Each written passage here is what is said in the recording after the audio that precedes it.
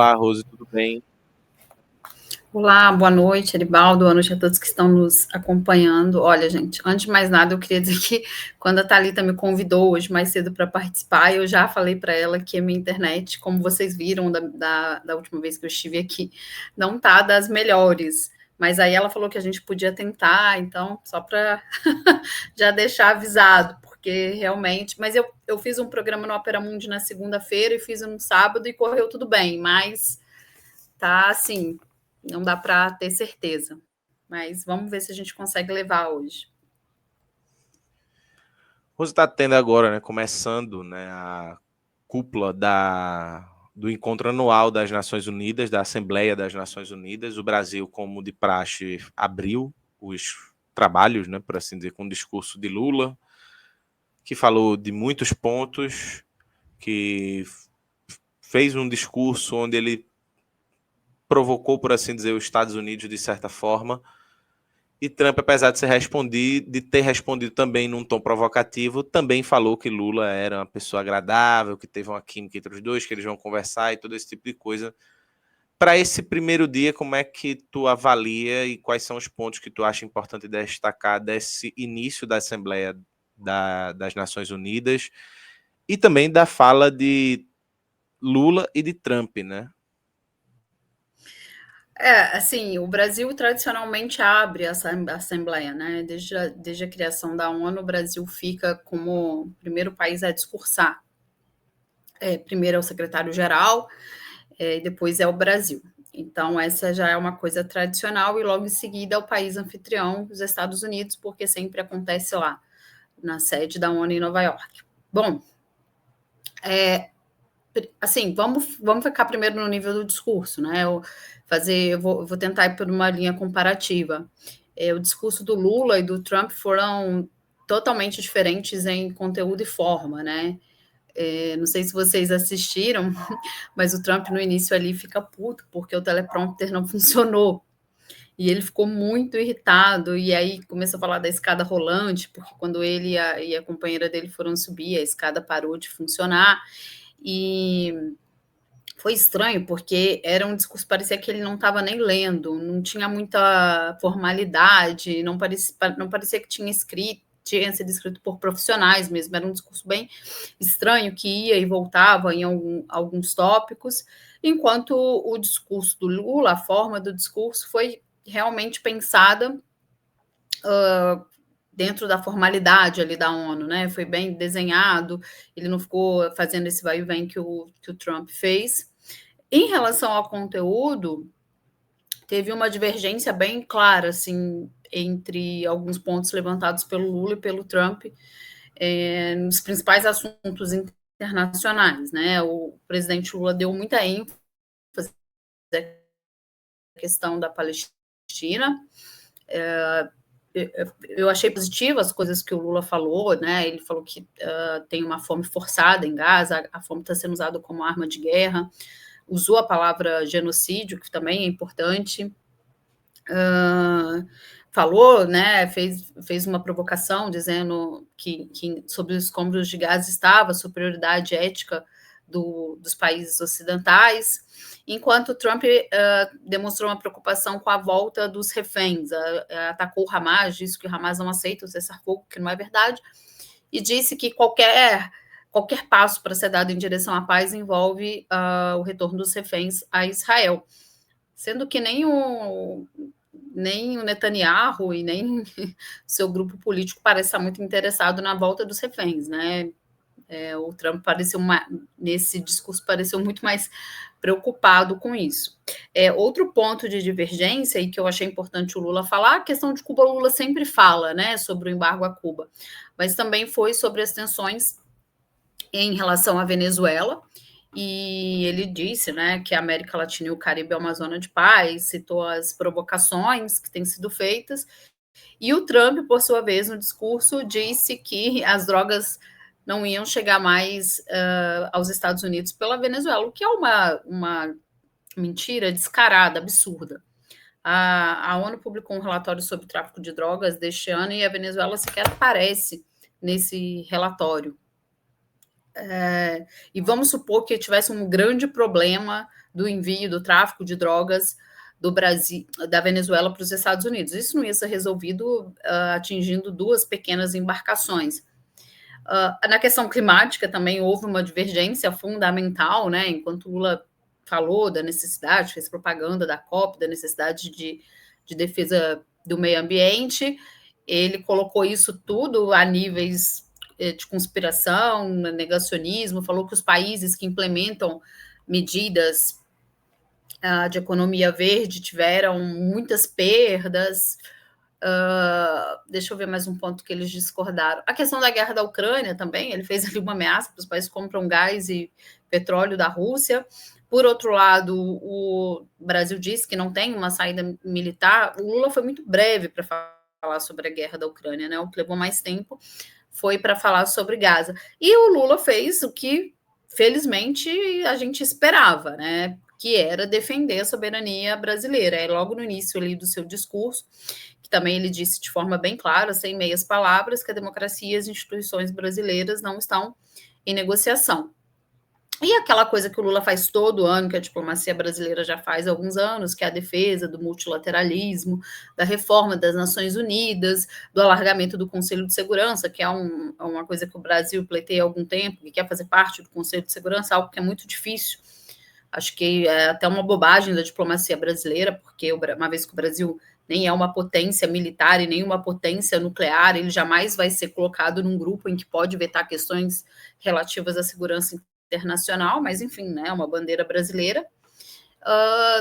Eu acho que esses foram os pontos principais de discordância. O balanço que eu faria é o seguinte: o Lula fez um bom discurso, né? A gente pode criticar a diferença entre a teoria, o que ele disse, e a prática, né? Principalmente em relação à Venezuela, que a gente faz uma pressão para o rompimento das relações.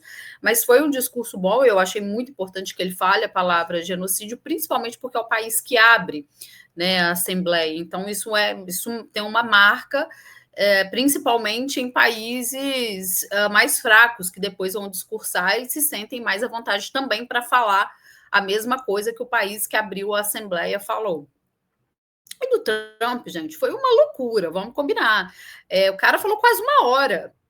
Um monte de bobagem, um monte de mentiras.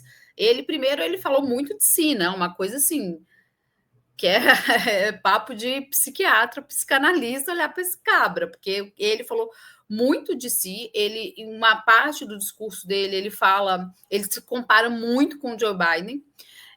Uma grande parte do discurso dele é para os cidadãos dos Estados Unidos. Ele fala da melhora de vida do trabalhador. Ele falou que os Estados Unidos, nesse momento, é o melhor país do mundo para se viver.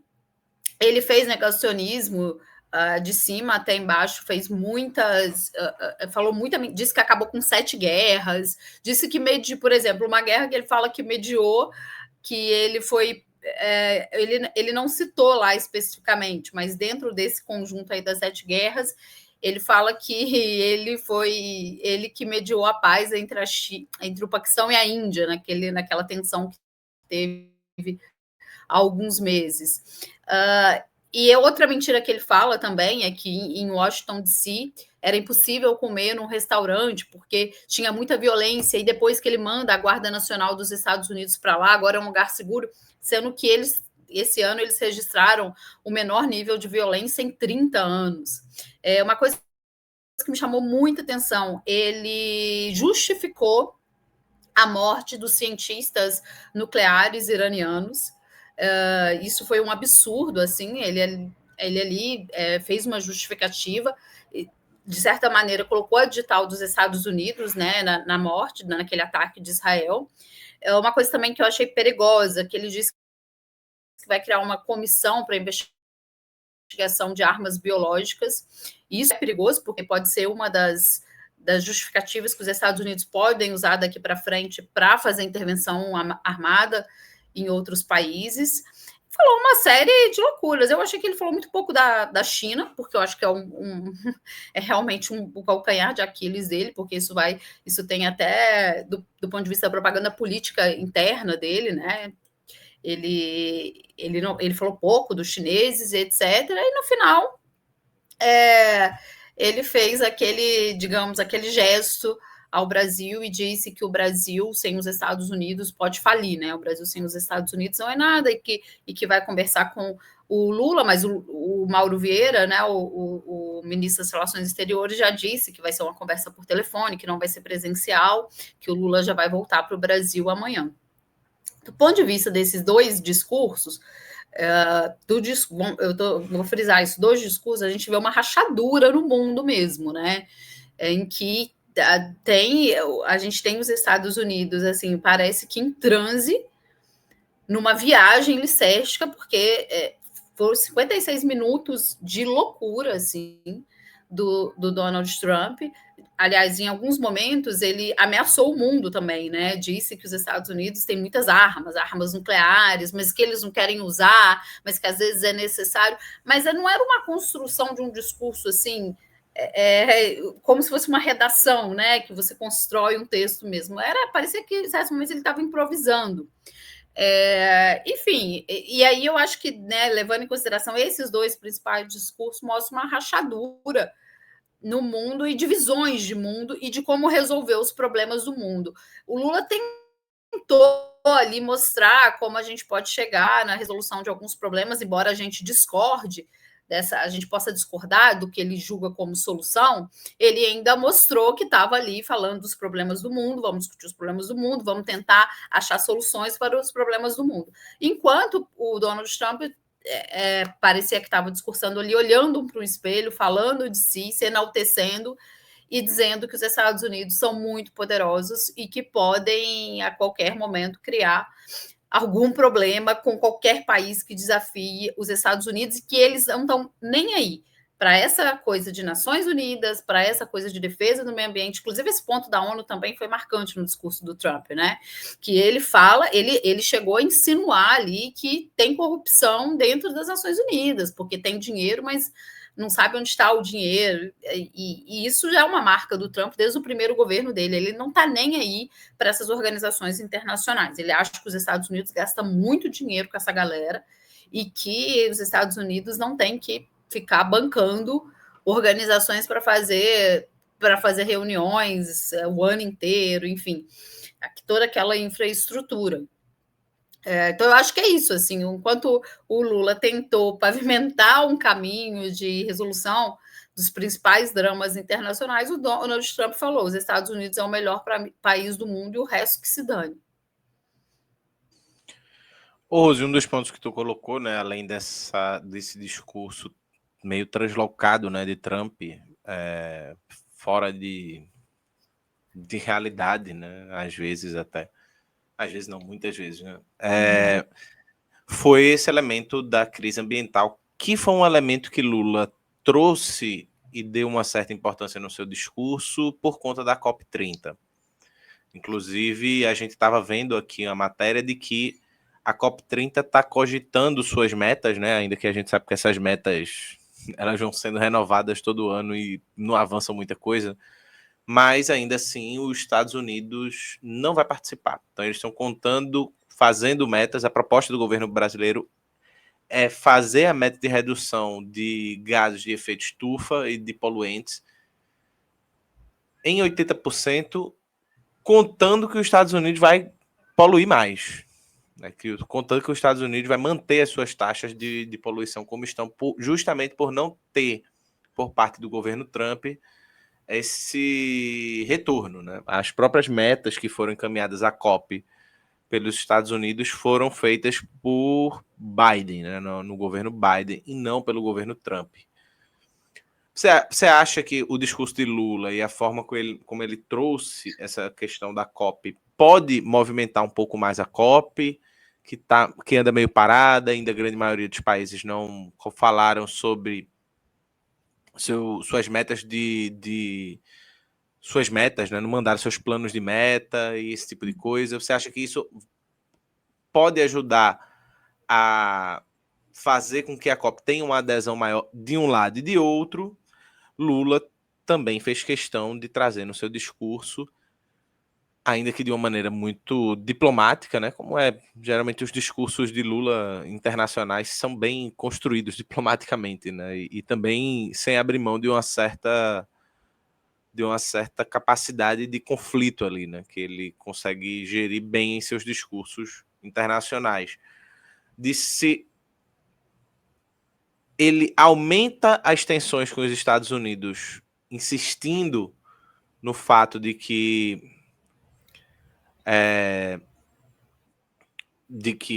ele reitera, né, a posição do Brasil, tanto em relação às taxas, tarifas, quanto em relação a intervenções em relação às autoridades institucionais do Brasil. Você acha que, desse outro lado, o Brasil aumenta os níveis de tensão, ou você acha que isso foi bom para, de certa forma, trazer uma conversa meio que já sabendo que a tendência de Trump é de que ele fala muito, mas é muito falastrão, né? Tanto que já na época das tarifas ele propôs aquela avalanche de tarifa e recuou sobre um monte, e o Brasil fez um acordo em que a coisa ficou muito mais diluída do que se imaginou inicialmente. Olha, quando assim, tinha uns 10 minutinhos que ele estava falando, eu falei, ô homem para falar mentira esse Trump, viu? Porque o cara mentiu, ficou ali 56 minutos mentindo, muito bravateiro. Eu acho que em relação à COP e à participação dos Estados Unidos, isso não vai ter muita alteração. Essa é uma bandeira que o governo Trump não vai embarcar. A defesa do meio ambiente, essas metas de emissão, isso fica claro lá, até porque essa questão desses acordos climáticos, eles têm uma. E o Lula coloca isso no seu discurso, né? Preciso assumir os compromissos dos acordos, né? Que essas cúpulas acontecem, eu acho que, se não me engano, desde o final dos anos 70, depois foi mudando de nome, mas essas cúpulas acontecem já há algum tempo, e já há algum tempo que o Lula denuncia que os acordos não, que os países não cumprem o protocolo de Quioto, enfim, pede para também que os países que já estão plenamente industrializados, né, relativamente plenamente industrializados, eles paguem o desenvolvimento dos países mais atrasados, enfim. O Lula já fala isso há algum tempo, ele tem um discurso bem, se não me engano, de 2007, 2008, na COP de Copenhague. É um discurso bem marcante, e também porque o Brasil tinha levado bons resultados dessas metas de emissão e etc., coisas relativas ao meio ambiente. O Brasil tinha levado bons resultados e discursou e falou que é justamente isso, que os mais ricos têm que pagar mais, mas o Lula fica nisso, cobrando que depois dessas COPs, os compromissos sejam implementados. Inclusive, no discurso dele, ele diz que a Assembleia Geral deveria criar algum mecanismo, algum grupo para forçar, dentro dos limites, obviamente, de soberania dos países, de forçar que os países realmente assumam os compromissos, de que isso fique mais, digamos, que seja uma política internacional mais coordenada. Ele chegou a dizer isso. Agora, é muito difícil, né? Essa questão ambiental, existe uma linha muito tênue entre um discurso muito bonito e a prática. E o que acontece? Muitos países têm esse problema. Então, quando o Lula até, em alguns momentos, ele fala os países não cumpriram o protocolo de Kyoto, ele não está falando nem somente dos Estados Unidos, ele está falando também de outros países que querem, muitas vezes, implementar as medidas ambientais de defesa do clima dentro dos seus limites de desenvolvimento, do que eles julgam ser os seus limites de desenvolvimento. Eles não querem um compromisso internacional em que, em algum dado momento, signifique que vai ter algum problema econômico. Voltei? Estava demorando, hein? Mas que esse compromisso não tenha algum impacto. Mas eu voltei, né, gente? Voltou, essa vez foi só uma travadinha rápida. Tá. Mas que esse tipo de compromisso que são estabelecidos nas COPs, em outros tipos de eventos, não significa que em algum momento isso vai criar barreiras de exploração dentro dos países. É isso que muitos países fazem. No caso dos Estados Unidos, agora a gente tem, se a gente tinha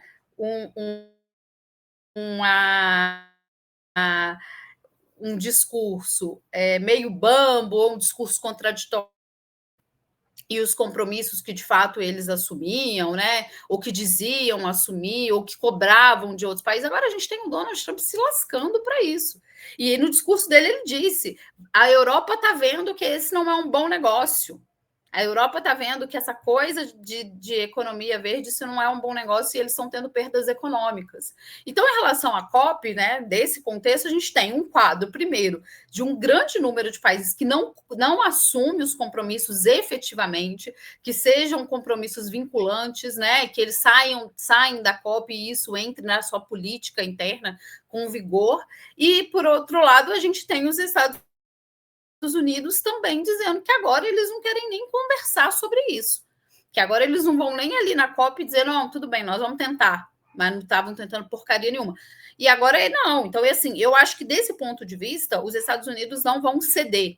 Realmente, seria necessário uma mudança muito brusca na própria concepção desse governo dos Estados Unidos sobre o meio ambiente, sobre as questões de saúde também, uma das primeiras coisas que ele faz nesse segundo mandato, assim como ele fez no primeiro, foi sair da Organização Mundial da Saúde. Eles têm a extrema-direita puro sangue negacionista. Agora, quando você estava fazendo a pergunta, cortou um pouquinho para mim, mas se eu entendi, o final era que se eu acho que com esse discurso do Lula, o que o Lula disse, vai aumentar ou diminuir as tensões entre o Brasil e os Estados Unidos? Isso, porque a extrema-direita aqui reagiu de imediato com muita insatisfação, chamou Lula de mentiroso, de ditador. Eu fico revoltado, Rose, com uma coisa que o cara é deputado federal, mais votado. Aí publica um tweet chamando Lula de ditador. E aí, das duas, uma. Ou Lula é um péssimo ditador, né? Porque o cara tá aí falando. Assim, deve ser um ditador incompetentíssimo, Lula, né?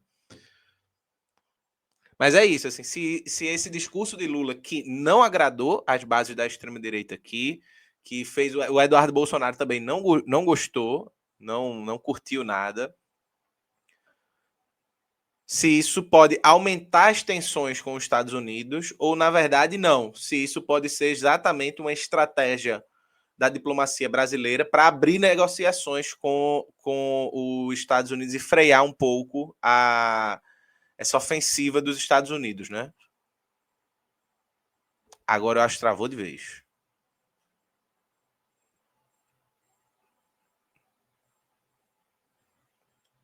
Vamos ver se Rose volta.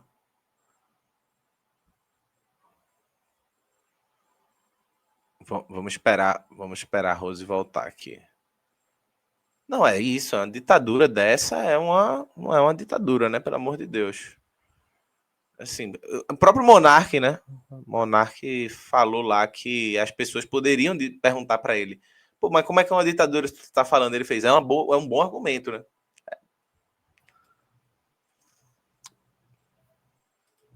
Pronto, Voltei. Rose, conseguiu ouvir? Eu estava ouvindo quando você estava falando sobre que ditadura é essa, que esses caras não param de falar, né? Não, é isso, eles se chatearam muito, esculhambaram o discurso de Lula, né? E mais uma vez fazendo um apelo aos Estados Unidos, para os Estados Unidos aumentar a pressão sobre o Brasil. Mas se você acha que, na verdade, a diplomacia brasileira e o discurso de Lula podem ser uma estratégia importante de diálogo, até porque mesmo com Trump falando as barbaridades que ele falou dessa possibilidade de diálogo com Lula, né? Até num tom de tentar fazer uma brincadeira ali, uma coisa. Assim, em primeiro lugar, esse cara é um bravateiro, né? Ele é um frouxo, esse Donald Trump, que promete muito e faz muito pouco. Então, assim, às vezes assusta as palavras dele, né? Ah, nós temos armas nucleares, não queremos usar, mas talvez tenha necessidade de usar. Ah, nós vamos criar uma convenção sobre armas biológicas para investigar os países que estão desenvolvendo armas biológicas. A gente não sabe até onde esse cara vai. Esse cara prometeu praticamente derreter a economia brasileira, foi lá, lançou um pacote de tarifas com quase 700 produtos fora da lista. Então, assim, tem isso também. Não, prometeu basicamente que invadia a Venezuela, foi lá, atacou 2 embarcações, sendo que uma delas ainda nem é confirmado. São pequenos barcos, na verdade, né? Não são grandes barcos. Uma dessas, dizem que o vídeo da primeira é um vídeo feito por inteligência artificial, e agora falou que está resolvido o problema, que agora não sai mais droga da Venezuela para os Estados Unidos.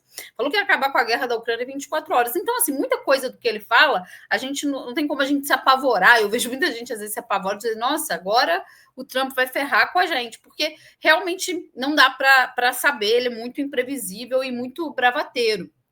Eu acho que, no final das contas, o Brasil saiu ganhando dessa disputa com os Estados Unidos. Assim, primeiro, internamente, né? Porque o governo estava um pouco respirando por aparelhos, vinha já de pesquisas de popularidade muito ruins, pelo menos desde janeiro, né? Estava uma situação muito esquisita ali, as pesquisas de aprovação, mas também as pesquisas eleitorais, e de repente o Donald Trump deu um gás no governo, no povo brasileiro, e falou, e a gente teve que começar a falar em defender soberania. Então, eu acho que, desse ponto de vista, internamente, para a gente foi bom.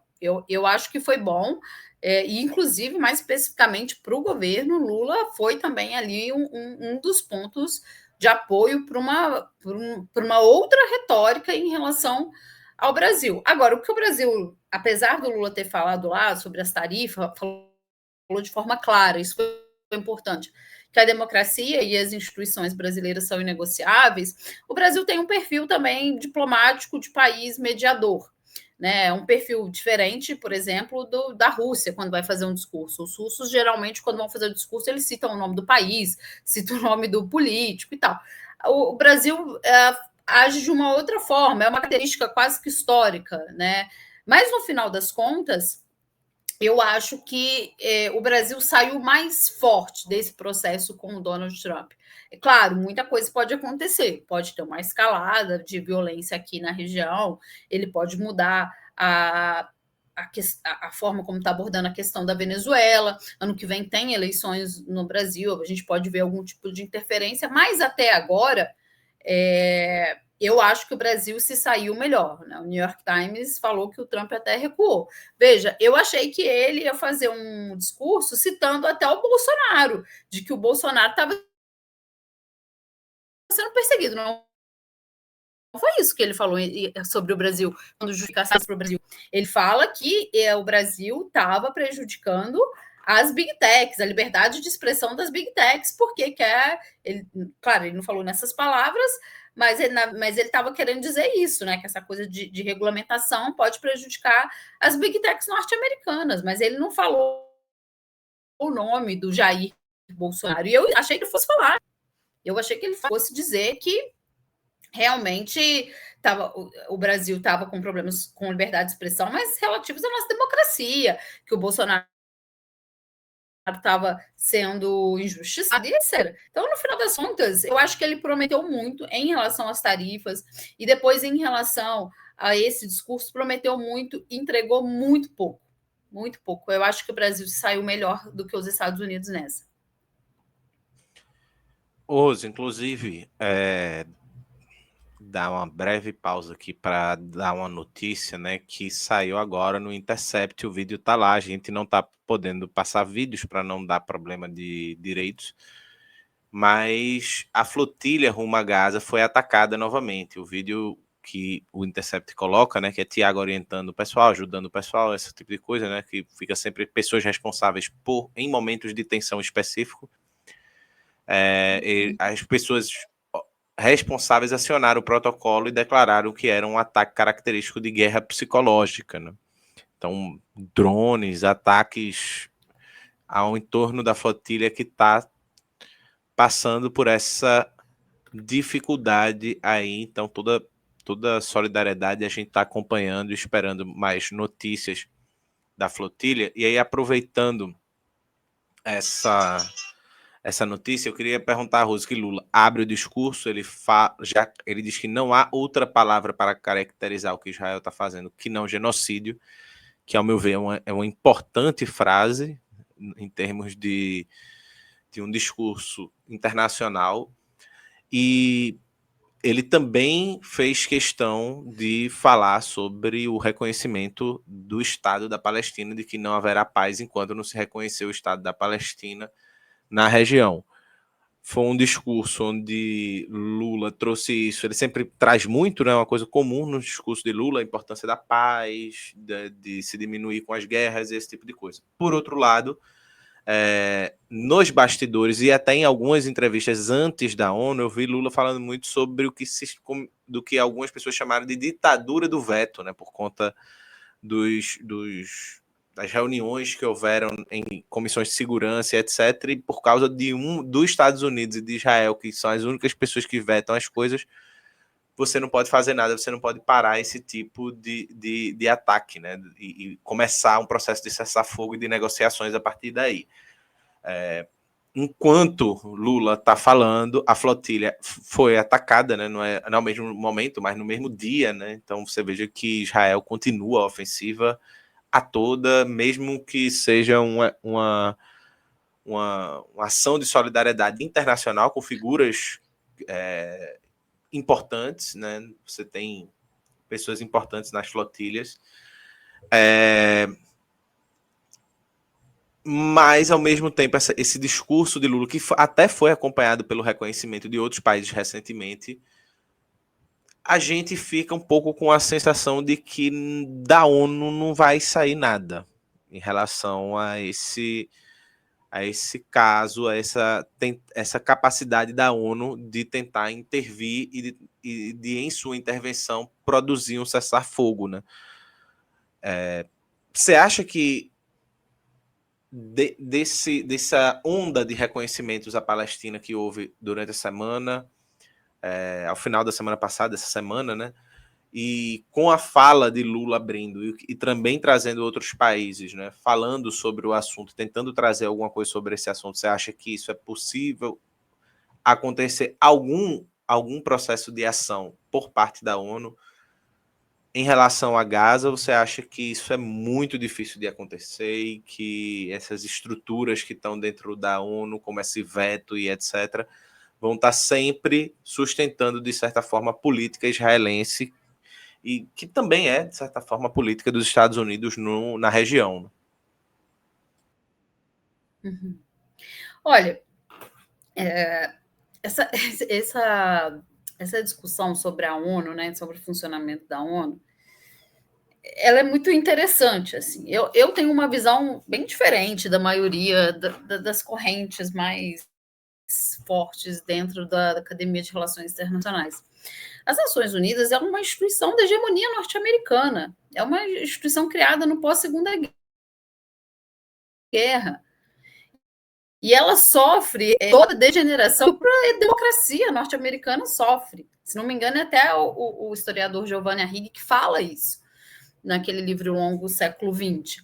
E já vi também um professor, Salem Nasser, que estuda a questão da Palestina, que ele fala isso também. As Nações Unidas, ela é uma instituição da hegemonia norte-americana, assim como o Banco Mundial, o Fundo Monetário Internacional. E aí eu vejo muita gente achando que a ONU vai ser a nossa tábua de salvação, quando ela tem uma hegemonia clara, política interna da visão norte-americana do mundo. E o Conselho de Segurança, porque não dá para ter tudo, é um grupo dos países que realmente tem poder de fogo, né? São 5 países. E França, Estados Unidos, Inglaterra, China e Rússia, que não, por acaso, são potências nucleares. Então, é muito difícil a gente imaginar que um país como o Brasil, que não é uma potência militar, que não tem armas nucleares, que assina os tratados de não proliferação de armamento nuclear, ou seja, não tem um programa nuclear, que esse país vai ser aceito neste grupo, assim, dessa forma como as Nações Unidas funcionam, para decidir onde vai ter onde vai ter intervenção ou não. Essa é uma primeira camada, porque o Brasil bate, a diplomacia brasileira bate nessa tecla, precisamos alargar o Conselho de Segurança. Outra questão é justamente a questão do veto. Vai alargar o Conselho de Segurança? Os países africanos também têm uma demanda, querem também uma cadeira. Vai colocar uma cadeira para o Brasil, uma cadeira para um país africano, e a Índia vai fazer parte do Conselho de Segurança, e aí o veto vai continuar? A Assembleia, que é onde todos os países, quase todos os países do mundo, né, estão representados, e aí ali cada um tem um voto, a Assembleia vai continuar tendo as decisões da Assembleia vão continuar tendo a mesma natureza, que é diferente do Conselho de Segurança. Então, assim, é uma instituição que eu já não coloco muita fé, muito sinceramente. As pessoas, dentro das relações internacionais, tem um encantamento com o sistema ONU, com a governança global, que na verdade, no final das contas, ali funciona, em última instância, para canais de discussão e para a imposição da vontade dos grandes. Então, vamos lembrar, gente, o Estado de Israel foi criado pelas Nações Unidas em 1948. O problema já está todo aí. Então, eu custo acreditar que vai ser essa organização, a organização da hegemonia norte-americana, a organização que criou o Estado de Israel, e a sua configuração que vai resolver o problema dos palestinos. Pode caminhar para colocar forças de paz, mas nem isso eles estão conseguindo fazer. E quando existem essas forças de paz da ONU, também não funcionam muito bem. Eu não vou lembrar aqui para vocês o que aconteceu no Haiti, inclusive com participação de militares brasileiros. Então, essa é uma questão muito complicada. Dada a gravidade da questão palestina, eu também não vou minimizar o que seria, neste momento, a entrada de forças de paz das Nações Unidas. Porque aí também Israel precisa ter o cuidado, que é o seguinte, ele não pode ali atacar as forças de paz da ONU sem criar um grande problema para ele com países de diferentes partes do mundo.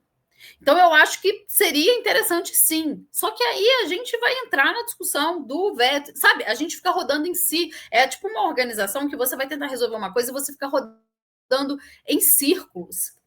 E uma vez que os Estados Unidos não querem que esse problema da Palestina se resolva, não vai resolver. Uma outra camada em relação a isso. Em 10 de junho de 2024, os Estados Unidos colocaram para votação uma resolução no Conselho de Segurança para um cessar-fogo em Gaza. Né, o cessar-fogo, retorno dos reféns e reconstrução de Gaza. Ela foi aprovada 10 de junho de 2024. Essa resolução, podem pesquisar, ela foi aprovada pelo Conselho de Segurança. Sabe o que Israel falou? Foda-se. No final de 2016, antes do Barack Obama deixar o governo, os Estados Unidos se abstiveram numa votação do Conselho de Segurança sobre a condenação de Israel sobre a construção de novos assentamentos na Cisjordânia. Portanto, se abstiveram e a resolução foi aprovada.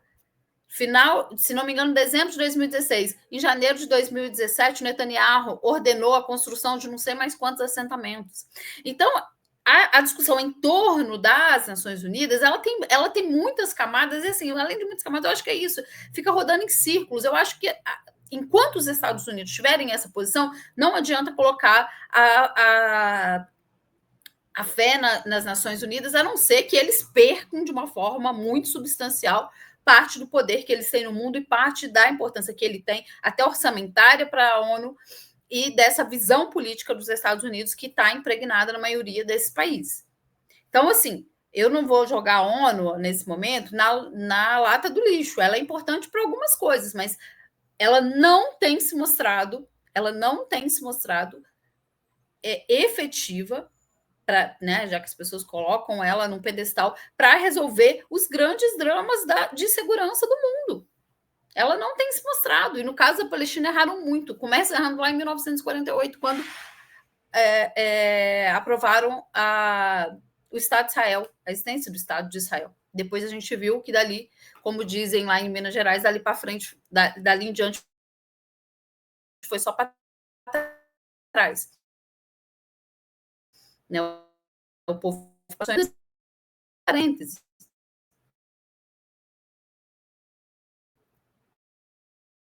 Talvez, se for resolvido neste momento, vão para a Palestina, dada a gravidade talvez possa ter alguma implicação, mas aí a gente precisaria da mudança de posição de outros países, principalmente dos Estados Unidos. Essa questão de vários países reconhecerem o Estado palestino também é muito complicado, porque qual Estado? Hoje nós temos mais de 700 mil colonos na Cisjordânia com assentamentos ilegais. Gaza está destruída.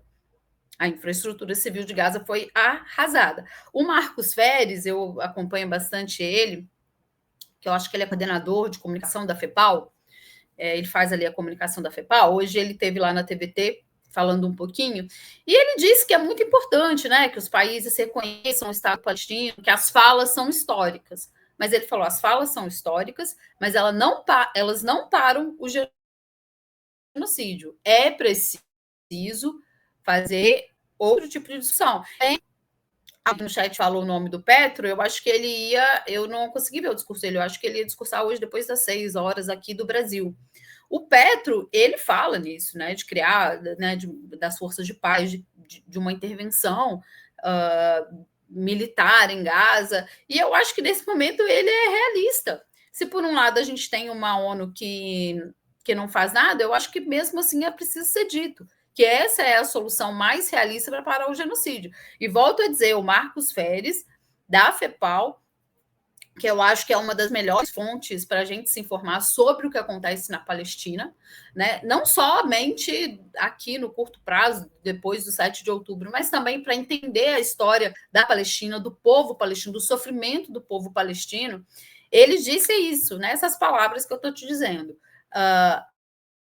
É uma cúpula histórica, mas não para o genocídio. E aí também a gente não pode, a gente vai ficar falando, batendo palma para todo mundo, parabéns, você reconheceu o Estado, foi muito bem, etc. Mas o genocídio continua. E aí, né? Eu acho que a gente não pode ficar só nas palavras. Inclusive, Tiago acabou de postar no Instagram dele, confirmando os ataques que a flotilha tem recebido, dando um pouco do panorama. Não consegui ver muita coisa, né? Porque não dá para fazer 3 coisas ao mesmo tempo. Mas ele no Instagram dele, pessoal, fez uma postagem. Eu estava tentando ver aqui também, mas já tem uns vídeos. Já tem uns vídeos rolando, eu estou tentando ver aqui também. Tem. Ele fez uma atualização falando que está sob ataque, é uma guerra psicológica, né? Na verdade, cercamento de drones, enfim, ataques localizados para as pessoas entrarem em pânico e esse tipo de coisa. Esse tipo de ação, como a flotilha sofrendo, a gente já falou disso, mas, enfim, as pessoas insistem, né? Colocam a situação para ver como está acompanhando, né? Parece que desde a última vez, né, que tivemos aquela outra flotilha que teve um alcance muito grande, para cá parece que a situação piorou, né? E essa flotilha já vem sofrendo algumas ameaças, algumas dificuldades de passar o cerco, e agora já usa a estratégia de um ataque, como o Tiago tem chamado, de um ataque psicológico. Você acha que, de fato, essas, ainda que sejam muito importantes essas campanhas de solidariedade, né? Mas você acha que Israel está disposto a aumentar o tom sobre essas embarcações de solidariedade, como as flotilhas, e de fazer o cerco mesmo, e de ir esmagando mesmo, como tem feito, e aumentar ainda o tom? Ou você acha que ele vai manter as coisas como estavam e ir levando o conflito como está indo, já num massacre muito grande, mas sem aumentar, sem pisar no acelerador, ainda que a declaração, né, de Netanyahu, inclusive antes desse encontro da ONU, foi uma declaração de que ele jamais vai reconhecer o Estado palestino, sob hipótese alguma. Eles estão numa situação mais difícil politicamente, né? Isso a gente não pode negar.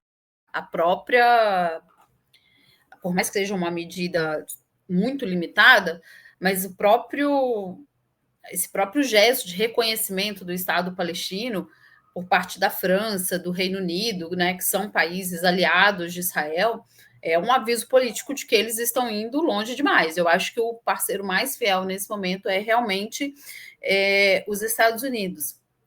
Sabe que em 2010, quando a gente vai falar dos crimes do Estado de Israel, né, dos crimes dessa ideologia de monstros, a gente vai voltando no tempo. Parece que algo de muito extraordinário realmente aconteceu do 7 de outubro para cá. Mas assim, são anos de violência colonial. Em 2010, eles mataram 9 cidadãos turcos, uma flotilha, que estavam tentando levar ajuda a Gaza, eles mataram. Então, assim, acho que já foi até pior em relação, porque há muitos anos, né, que tem essa iniciativa da flotilha. Se não me engano, em junho de 2010. Atiraram para matar. Então, agora também eu acho que assim, eles estão tentando, no sentido que o Thiago disse, de guerra psicológica, porque eles também estão vendo que está um pouco mais complicado deles puxarem a corda. E porque tem gente, como você mesmo disse, tem gente importante. Tem uma deputada de Portugal, esqueci o nome dela, acho que é Mariana Mortágua, não sei se é Marina ou Mariana, porque tem 2 irmãs lá. Eu sempre esqueço qual é qual. Mas tem uma deputada que é do Bloco de Esquerda, de Portugal. Tem um ator, eu acho, de Game of Thrones. Tem a Greta, né, que tem uma projeção global. O Thiago mesmo, que ficou muito conhecido. É uma flotilha maior, com mais embarcações. Né? Então, assim, também eles estão tendo que dar uma pisada no freio, porque eles não têm uma condição política, em termos de própria política, como eles já tiveram em outros momentos, que eles foram lá em 2010 e mataram 9 pessoas. Eu acho que eram todos turcos, se não me engano, acho que tinha um turco americano, mas a maioria ali de origem turca.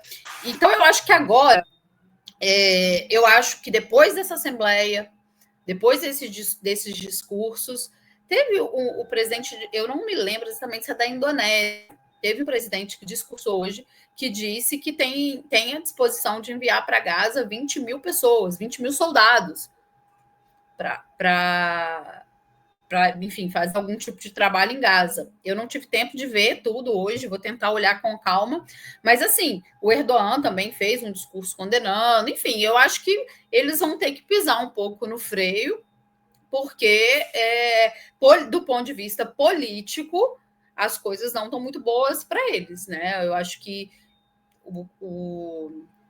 a forma como eles puxaram a corda do 7 de outubro para cá acabou chegando num limite que até esses mais canalhas falam, cara, está indo longe demais. E também um dos sintomas foi a própria resposta que eles tiveram do Irã, né? Eles estão fazendo a coisa assim, eles estão tentando matar as pessoas de fome. Eles não atacaram mais o Irã. Foi a primeira vez que eles sentiram do 7 de outubro para cá a dor mesmo de destruição dentro do Israel. Infelizmente, durou muito pouco. Né? Infelizmente, durou muito pouco, porque o Irã tem seus problemas também.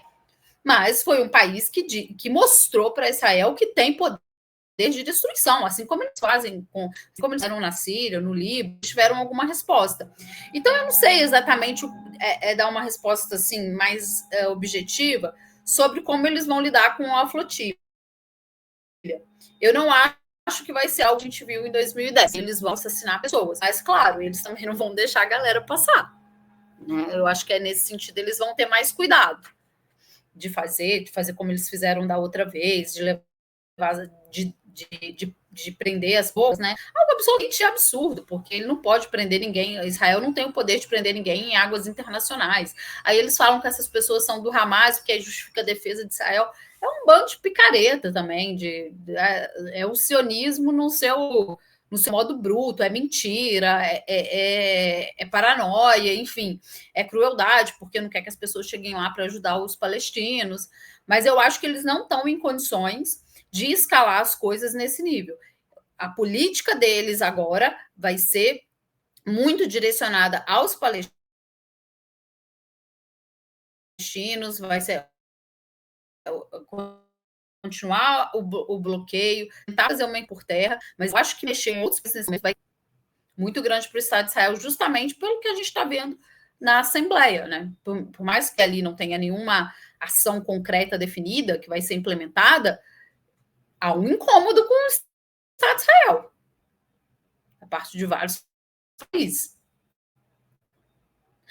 Desculpa, só que até o que a gente está vendo acontecer na Itália, né? Que as cenas da Itália são impressionantes. Da greve na Itália, enfim. Então, assim, eles estão vendo que teve uma mudança também na percepção das pessoas no mundo de que o que é o Estado de Israel e o que eles estão fazendo com os palestinos. Então, por exemplo, atacar a flotilha, matar alguém da flotilha, vai criar um problema grande para eles. Eu ia perguntar a tu sobre esses atos da Itália, né? Que foram. As imagens são impressionantes, atos gigantescos e com o pessoal indo para cima mesmo da polícia, sem querer saber de nada. E atos gigantescos. Esse elemento, principalmente na Europa, é importante para produzir uma certa pressão na opinião pública em relação ao conflito que está tendo, né? Um conflito que é um apartheid, um apartheid colonial brutal, né? E de outro lado, você vê também um presidente como o presidente da França. Não, era só para terminar dizendo que o Macron, na fala dele, ele falou sobre o mundo não cair na guerra, na lógica do mais forte.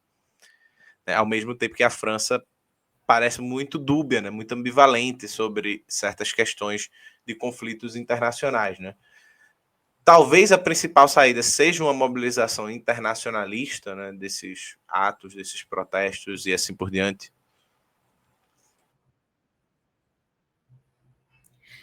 Desculpa ter te interrompido, é porque a gente tem um delayzinho, assim. Parece que você parou de falar, não sei se você já percebeu isso. Por causa da gravação que é ativada. Mas, enfim, o Macron, que figura o Macron, né? Esse cara um safado que passa de... Também está enfrentando grandes protestos na França, que passa de ser ele quer ser um estadista, ele ensaia isso em vários momentos, mas lá está defendendo, lá falando em paz, mas está defendendo que os franceses... uma política de austeridade na França, mas aumenta os gastos militares para se defender da Rússia. De que a Rússia tivesse pretensão de invadir a França, alguma coisa nesse sentido. Eu acho que é muito importante as mobilizações, elas de fato podem fazer uma pressão nos governos para ser bem justos. Os países europeus e até mesmo os Estados Unidos foram onde ocorreram as maiores manifestações em prol da causa palestina. Eu tenho semanalmente os protestos que tem na Alemanha da causa palestina. E tem também muita reunião. As pessoas presas, enfim, e muitas crianças participando. E realmente, aí os países europeus, isso precisamos fazer essa justiça. Eles se mobilizaram, as forças sociais nesse país se mobilizaram bastante, as manifestações são muito grandes. Os acampamentos nas universidades começaram nos Estados Unidos. E é preciso uma pressão contínua, né? Eu acho muito importante e eu acho muito bonito de ver também, né? Assim, lava a nossa alma, pelo menos um pouco, porque ver que as pessoas estão lutando por isso e as imagens da Itália são realmente muito impressionantes, muito impactantes, de ver, né? Que as pessoas que estão separadas por muitos quilômetros estão enfrentando mesmo se fosse uma causa deles. A galera, né, trocando ali tapa com a polícia mesmo. Então, eu acho muito importante. Eu acho que deveria existir, já nesse momento, uma coordenação. Esses países aí que disseram que reconhecem agora o Estado palestino, eles poderiam se mobilizar, então, para criar uma articulação de boicote aberto ao Israel. Né, boicote mesmo, eles vão participar de nada, de Olimpíadas, de Copa do Mundo, de nada, de cancelar voo, de parar de vender qualquer tipo, e parar de vender com qualquer tipo de produto. É aí que tá, é aí que falta, porque falar não adianta. Isso é o que os palestinos estão pedindo. Hoje, essa entrevista que eu assisti com o Marcos Pérez, é isso que eles querem. Obrigada, gente. É bom, que bom, né? Agora reconhece o Estado palestino, mas qual Estado? Agora vamos avançar, vamos fazer alguma coisa.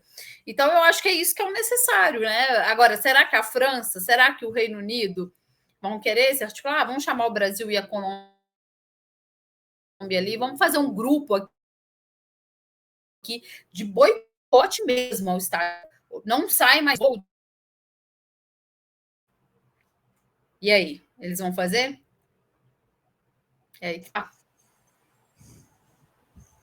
Teve um ato, não sei, acho que foi na Inglaterra, que inclusive o jovem, já não é mais tão jovem, né? O Eric Cantona, né? Que foi o rapaz que deu a voadora no torcedor fascista, puxando a galera, pedindo para a FIFA, para a UEFA boicotar, né, Israel das participações esportivas, né?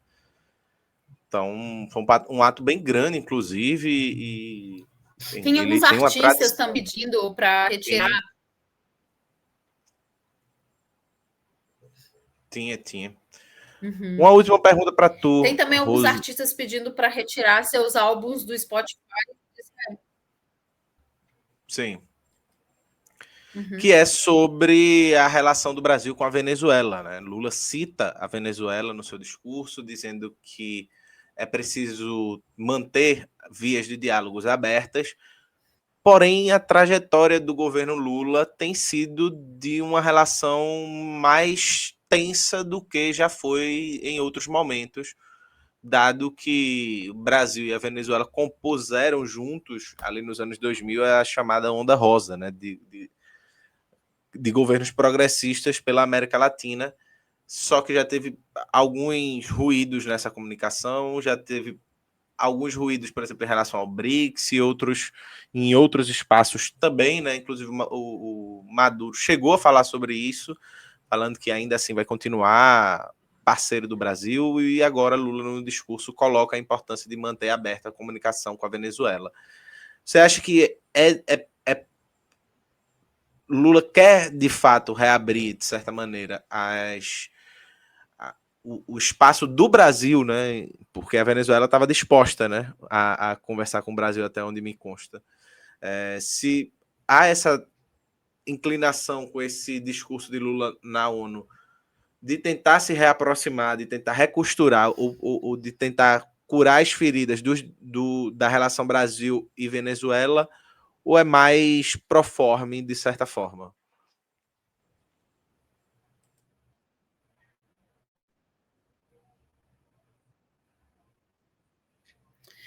Olha, eu sinceramente acho que o Brasil assim acertou em falar da Venezuela, acertou em dizer que a América Latina e o Caribe são zonas de paz, mas eu não acho que isso signifique uma sinalização de melhora das relações com a Venezuela.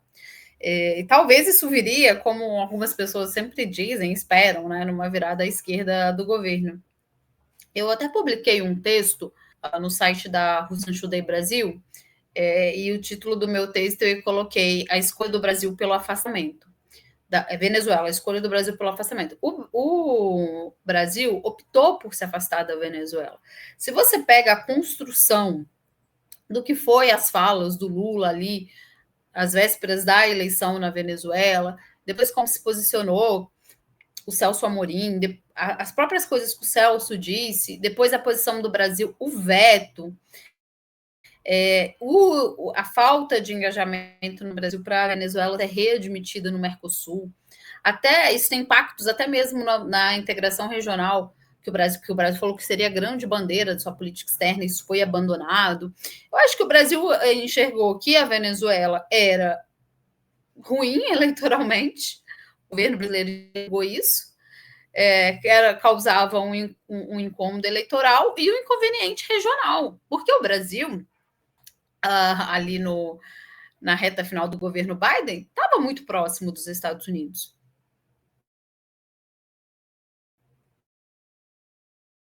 O Brasil queria continuar os planos da os planos da política externa brasileira era que a Câmara vencesse as eleições e que o Brasil continuasse naquele mesmo naquela mesma estratégia de pender para um lado e pender para o outro. Só que isso, na prática, nunca foi possível. Está cheio de entrevistas de analistas internacionais, de pessoas sérias, de pessoas que vivem próximas à institucionalidade dos BRICS, dizendo que o Brasil se afastou dos BRICS. Eu posso estar uma pessoa que falou isso com todas as letras e estava trabalhando dentro do novo Banco de Desenvolvimento dos BRICS, que é o Elias Jabbour. Inclusive aqui numa entrevista que eu assisti dele aqui no Farol Brasil, mas não só, porque o Brasil estava se afastando dos BRICS. O professor Fabiano, da Universidade Federal do Rio Grande do Sul, que participa ali do Conselho Civil dos BRICS, e que eu nunca, ele já teve aqui no Farol Brasil, se não me engano, mas que eu nunca me arrisco a falar sobre o nome dele, que é muitíssimo complicado, também diz que o Brasil estava se afastando. A própria forma como foi construída a cúpula que foi aqui no Brasil, né, de antecipar a cúpula, e as reuniões ocorreram de forma muito rápida, as agendas que foram escolhidas, né, mostrava que o Brasil queria se manter naquela política pendular, um pé no que chamam, no que se convencionou chamar de sul global, que eu também tenho até algumas críticas a esse conceito, e o outro pé junto com os Estados Unidos e seus aliados, né, que cada dia saem do status de aliados para submissos, que são os Estados europeus. Então, o Brasil queria, né, ter um pé em cada barco. Só que o Donald Trump, ele veio e, tipo, implodiu tudo. E vou dizer uma coisa, me desculpe os norte-americanos, os trabalhadores norte-americanos, mas foi bom para o Brasil que esse cara foi eleito, sabe por quê, Eri? Senão se a Câmara tivesse eleito, o Brasil não teria acordado para esse perigo internacional e para essa política interna que também era muito bamba. A gente tem várias coisas para falar da política interna, da política econômica, que não tem nenhuma alteração. Isso é muito passível de críticas, mas pelo menos a gente parece que em algum momento alguma coisa acordou para esse governo, porque o negócio estava ficando muito feio. As pesquisas de opinião estão aí para dizer, não é só um achismo meu. Então, nessa estratégia de um pé de cada lado, a cabeça da Venezuela foi rifada. Mas, por outro lado, né, se agora o Donald Trump deu um sacode no Brasil e que o Brasil viu que é necessário uma articulação com outros países, não pode se tornar um parceiro desconfiável para países como a Rússia e a China, vamos ver se acordou para essa realidade. Por outro lado, eu não vi nenhum gesto, a não ser essa menção à Venezuela hoje na ONU, de que o Brasil iria normalizar as relações. Inclusive, o Brasil já teve oportunidades para isso.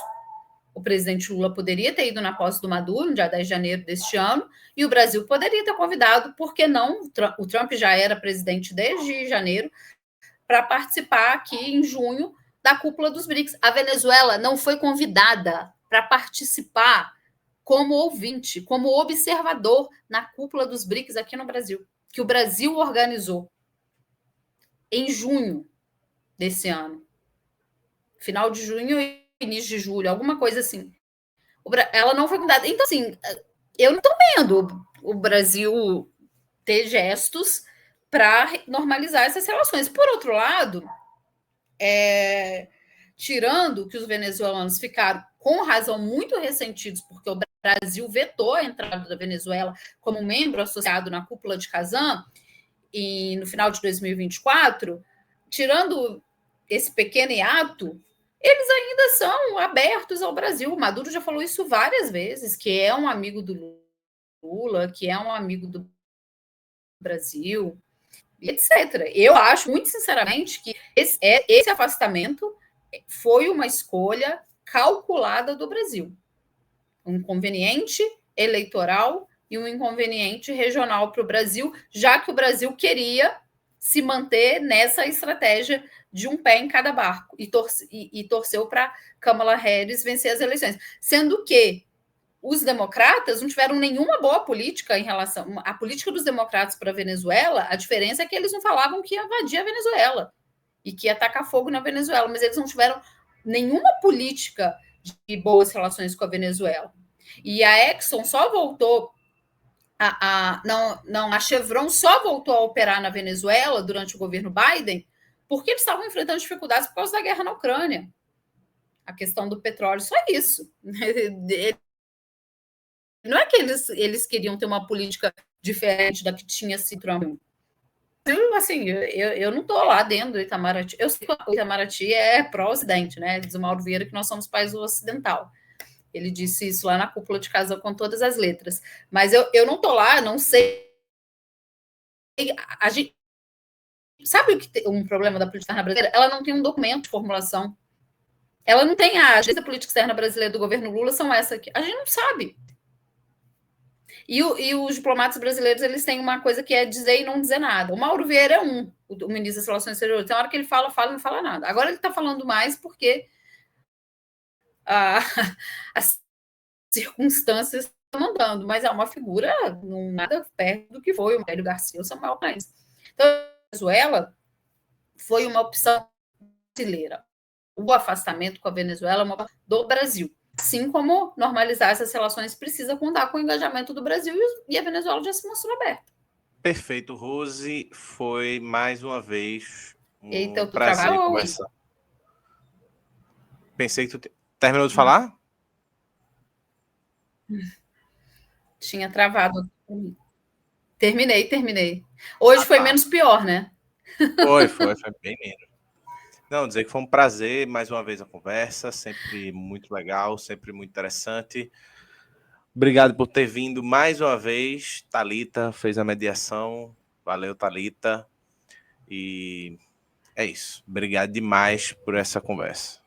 Eu que agradeço mais uma vez o convite a todos que nos acompanharam. Eu acho que hoje foi menos pior, a internet travou um pouco menos, porque da outra vez foi muito sofrido, mas a partir de semana que vem eu já estou de volta